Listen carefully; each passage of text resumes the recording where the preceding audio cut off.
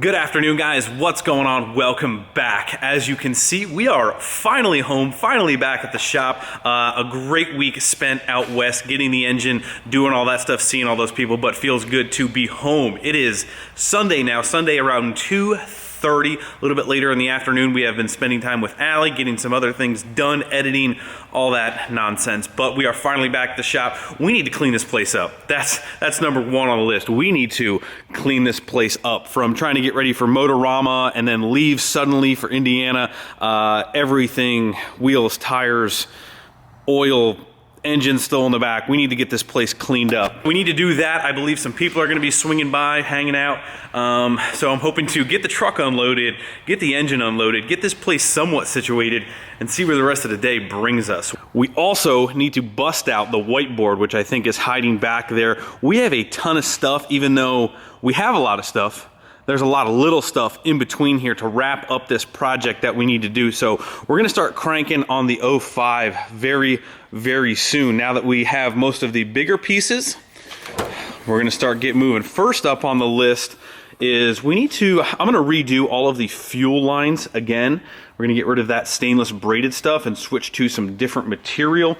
Because the engine blew last year, we do need to still try and clean up some of this oily mess, so we need to spray that down. I'm gonna be taking the bed off again. If you guys remember last year, the fuel tank setup that we have in here is a stock fuel tank. We have a GNR fuel sump with 2 separate feeds to 2 separate AirDog 200s. We're not gonna be needing that anymore. We're gonna be running 1 AirDog 200. We're gonna be redoing, like I said, a lot of the fuel lines. So with the bed off last year, that gave me really good access to all that. So we're gonna take the bed off again real quick and change all that around, then slap it back on. So we're gonna have to change the fuel sump, a couple other little things. We really need to empty out the bed of this truck as well too. So a lot of unpacking, a lot of organizing. Yay. Official weather report of this actually entire week and weekend. It has been raining nonstop, downpouring. It actually just stopped here a second ago. But yeah, it's been rain all weekend long. Sorry, you guys must be lost. And we're closed and we don't fix Fords. I'm sorry. Somebody does. Somebody does, that's right. These everyone always asks. These have nothing to do with me. What do you guys got? What the heck? Pretty cool.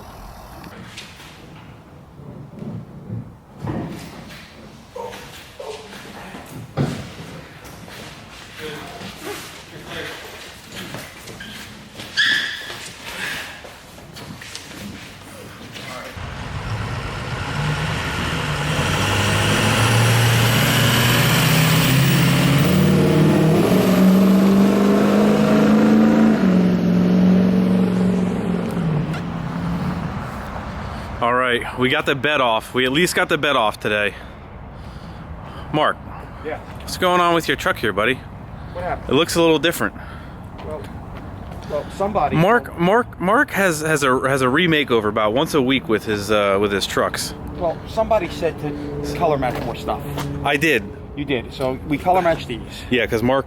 Why was it even in the shop? Oh, okay. You blew your transmission up. Yeah, well, no, you blew my transmission. I didn't blow the transmission up. You told me to drive it hard. And I did not. Get I did not. I'm going to put that clip in here so you guys can see. Yeah.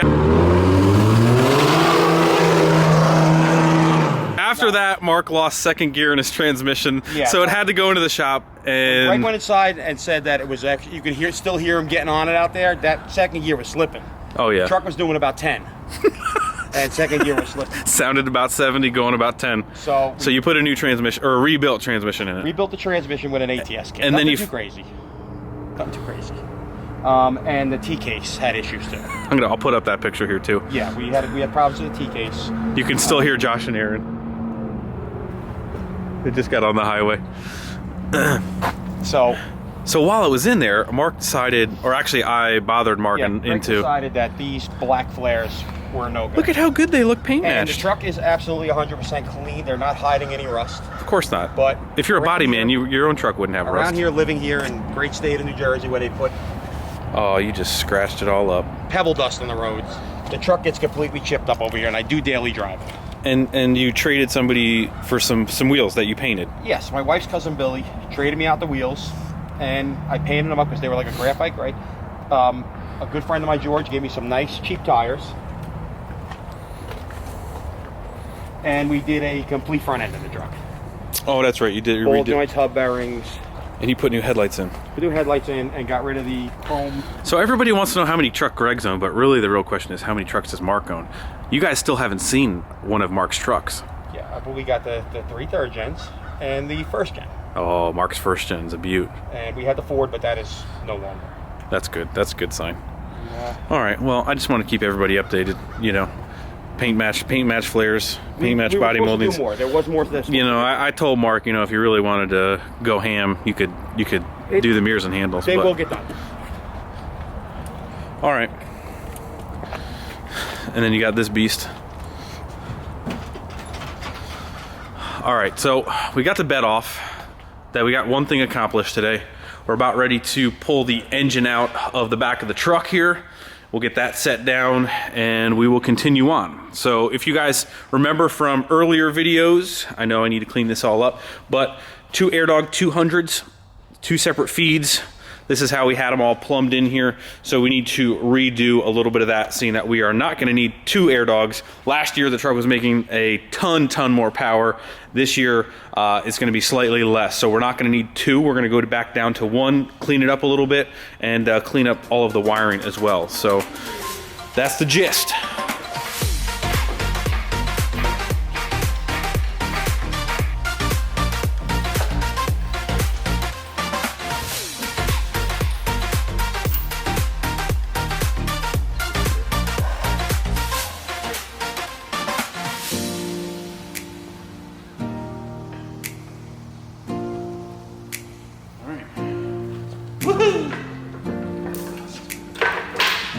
Alrighty guys, I'm not gonna lie, it's about 8 o'clock now. We actually left, went and had dinner. Allie is here. We actually have a P.O. Box package that says do not open without Allie and on camera. So she's here now. We're gonna do that quick. Actually 2 other P.O. packages here. And then we are gonna get into the parts list that we have going on here and talk just a little bit about the future plans, where this truck is headed. I've been reading some comments on yesterday's video about the engine. A lot of people asking the direction of horsepower, where this truck's going, how many turbos we have in these boxes, and such forth. So we're gonna do that now. I just went to go grab my knife, and this says no knife or scissors. But this is from, I don't know how to pronounce your last name. Have you got that? Is that heavy? Not really, it's just awkward. This one says fragile and says glass. But this is from the gentleman and lovely couple that we did the work to the 4th gen. We did head studs. Oh, Jerry. I even ripped the note. Gino, Jerry. I call him Jerry. Oh boy. Oh wait, why am I doing this? You do that. Okay. I'm not letting her do anything. That's my fault. Well, why don't you read it? I'll read the note. You can open the package that I almost half ripped. For the new and smallest member of the Wrenchworks family, congratulations, guys. Alyssa, Jerry, and Gino. Nice. Cool. Nice. Oh, can I not see it? That's awesome. Oh, that's awesome. Thank you guys very much. Thank you. Warm for sure. Oh, that's awesome. All right. This is Alicia, or am I saying that right? Alicia or Alyssa or Alicia? From Massachusetts. Massachusetts. It says fragile glass. Oh, peanuts. Sorry, 1st gen. You're getting nuts on you. Uh-oh. Oh, man. First thing you see there, motorcycle action.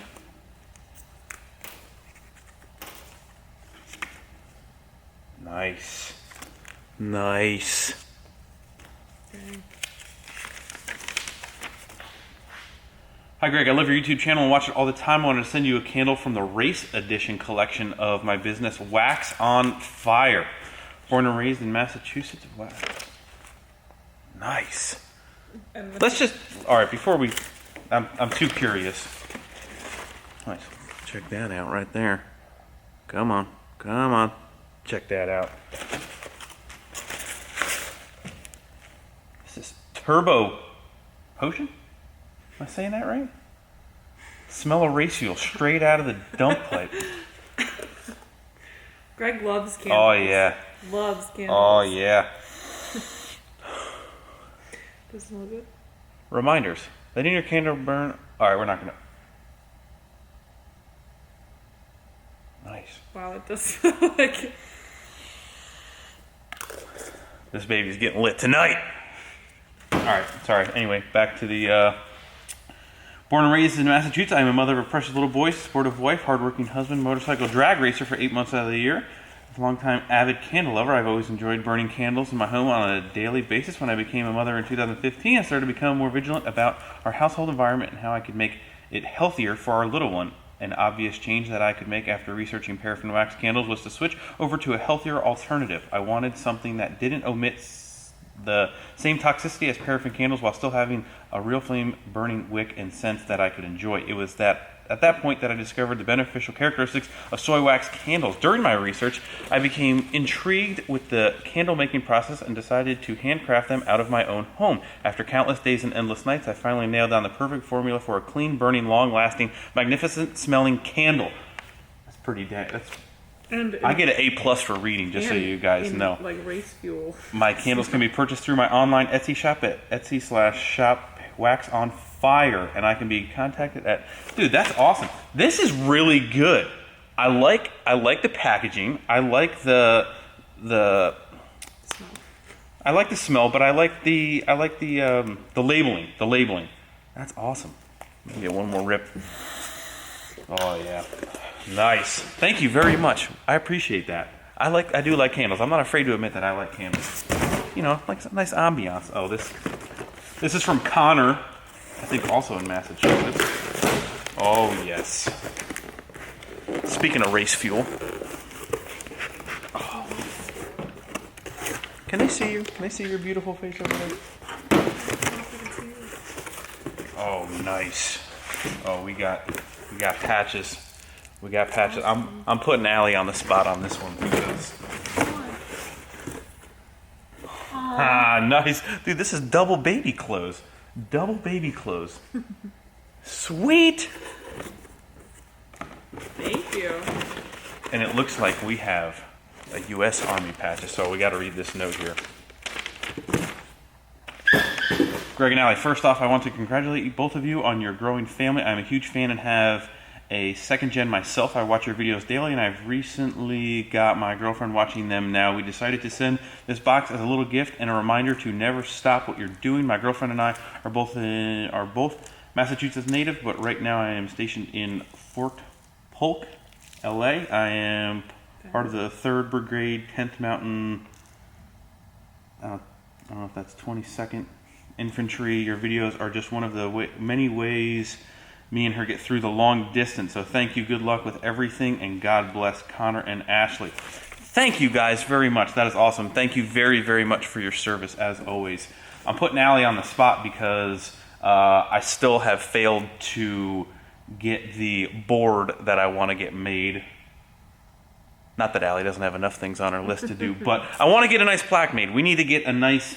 I have other patches. I still have them, of course. They're in a very safe spot, but I want to get these put up, hung up in the shop somewhere, proudly displayed. So thank you guys. If you do want to send this in, I'm going to work on it. It's going to be priority. I'm putting myself on the spot now. So yes, we're going to get that done ASAP. So we're going to put these with the other guys. Thank you guys very much. P.O. Box always down in the description if you want to send anything. And we are now going to talk about the 05. Did you buy it yet? All right, so we found a display made in America for the flag that I have and the patches that I have. So we have something right there. That's okay. We'll surprise them. Made in America, already ordered. Is it Prime though? Is it Prime? Of course it's not, because it's made in America. People got to make that. It's not Chinese on the shelf. All right, guys. So real quick, we are going to talk about the 05. Where it's at, where it's been, where it is going. So this is a 2005 truck. It does have the front end conversion, so it looks like a 09 to 06, but it is a true 05. So it came with a 5.9 Cummins engine. Now what we have here is, well, here, that's where it is. I'm pointing, I can't see where I'm pointing. It is a 6.7 Stage 2 Freedom Racing engine. So it's a little bit of a hybrid. It's a complete 6.7 engine going into a 5.9 truck, which I kind of touched on in the last video. We have 5.9 injectors that are made for the spray pattern of the pistons that are in there. So the computer's going to control it just like it normally would. Everything's going to be happy. So what we have to complement is all this stuff that I've unboxed in the background. Nobody cares that watching me unbox packages, but the goal for last year was to make a whole lot of horsepower, run crazy times in this heavy truck. So thus we've given up the race duties of that truck for our new race truck, which is at the Coker Chassis and Fab, getting all the cage work and chassis work done. So this is no longer our permanent race truck. Now we will be racing and using this truck until the drag truck is ready, just at a much lower horsepower level. So let's get into the future plans, because I'm sure you guys are wondering how much power we want to make with all these goodies behind us. Are we running 2 turbos, 1 turbo? And these are just the goals at hand right now. So goals change all the time, but where we are going to be starting at is where a lot of you guys are going to try and go and be and try and do. The goal for the truck now is to make a decently big horsepower number, but still be able to tow well, still be able to hit the strip, still be able to daily drive this truck, have good street manners, and pretty much be a do-all higher horsepower level truck, and show you guys some quick, simple, easy bolt-on parts that can really make this a very, very easy, fun setup. And I'm going to say it again, that can do it all. So here's what we got. I'm going to try and run through all of this. Obviously, you guys know we're going to be using quite a bit of fleece products in this build, but what we have going on here is, let's just get to the thing that everybody wants to know about. The Terpski. So what we got is a Fleece Performance 468. I believe it's an 87 turbine wheel, probably with a .90 housing, if I had to remember correctly. But that is the single turbo that we're going to be using. So 468 is the air that we're going to be starting with. Obviously, we have their 2nd gen installation kit, and basically where I'm going with this is we're going to be making separate install videos for all of this kind of stuff. Some of the bigger items, we're going to be doing complete install videos that Fleece is probably going to use as well. So we're going to gear them a little bit more towards the installation process. On maybe 1 or 2 of the bigger things, we're going to be using their dual pump kit with 2 of their CP3Ks. So what that is, these are 6.7 CP3 pumps that they have removed some of the factory limitations. So basically 2 modified CP3s. So 2 stock pumps. On top of that, we are going to be using a 100% over injector in this engine. 6.7 fuel stuff. We have their distribution block. We have a coolant bypass. There's a distribution block down there. This is the pump installation kit. Bunch of ARP hardware, the valve train hardware, injector lines, the fleece plate here for the top of the intake, new fluid damper, and I think I just ran through that pretty fast. With this setup, we should be able to easily probably hit about 800 horse and still be able to do everything with the truck. Again, I'm going to say it again, this is where we're starting. In 2 to 3, 4 months, if we want to go a little bit bigger on the Charger, go to the next power level, we are definitely going to be doing that. This is a good horsepower level to show a lot of guys what that 468 is capable, what its street manners are going to be like, and so forth. So that is what I am looking forward to showing you guys. We're gonna put a gooseneck hitch in this thing. There's another reason why we took the bed off. We're gonna hook it up to the trailer. We're gonna see how well it tows and everything else on 800 horse, 850. We're gonna get it on the dyno. We're gonna see how far we can push this fuel and air setup. And yeah, I am extremely, extremely pumped. Over here, that actually reminds me, talking about the gooseneck hitch, I forgot to write that down. Goose hitch. So we got to order the gooseneck hitch for this. I forgot that our valve train that was in the truck, not really going to trust and reuse. I'm not talking about the actual valve train hardware, but I'm talking about the rocker bridges. Well, not the bridges, the rockers and some of that other hardware. So we got to do that. We got to get new rockers, the gooseneck hitch. We need to order some more hose. We need a bean sump because I used the bean sump that was on this one for the first gen. And yeah, there's definitely gonna be a lot of odds and ends that we're gonna need to get. So the rest of this evening, I am going to try and mentally go over all of the other little things, little details that I might possibly need for this project, write them down on the whiteboard, give our man Mikey G a call in the morning, get all that other miscellaneous stuff ordered up. One last quick mention that I am going to say, this could be thrown together probably in a night or two, be running by the next day, but that's not been my style, that's never been my style, and that I won't really let that become my style. I meticulously, painstakingly go over every last nut and bolt, and call it OCD, call it whatever you want, but I will not put this thing in, set this thing in, fire this thing off until all of the I's are dotted, T's are crossed, and every little detail is done. I'm probably gonna repowder coat a lot and maybe even change the color up on this truck from the stuff, like the intercooler piping, stuff like that. So we're gonna be, it's not like it's gonna be thrown together in a week, guys. I just wanna let you guys know that I am not going to try and draw this thing out. Trust me, nobody wants to see this thing racing back on the road more than me. So believe me when I say that. That's the gist, that's how things are gonna go. We're gonna get it done, we're gonna knock it out. Again, huge thank you to Freedom Racing Engines, Air Dog, Fleece, our man Mikey G, Muldoon's Diesel, and of course, Allie in the background, always putting up with the shenanigans. But huge thank you to everyone involved with all this stuff, even the guys that are here helping me getting this thing done. I cannot thank everyone enough. And this is honestly just the tip of the iceberg of what's to come for everything. 2018 racing season, the drag truck, big things are coming. They're already here, they're coming all day, every day. So make sure you guys subscribe, hit that like button if you would. I will see you guys tomorrow. See ya. Oh yeah, we got her spooled up. Smells very good, very nice.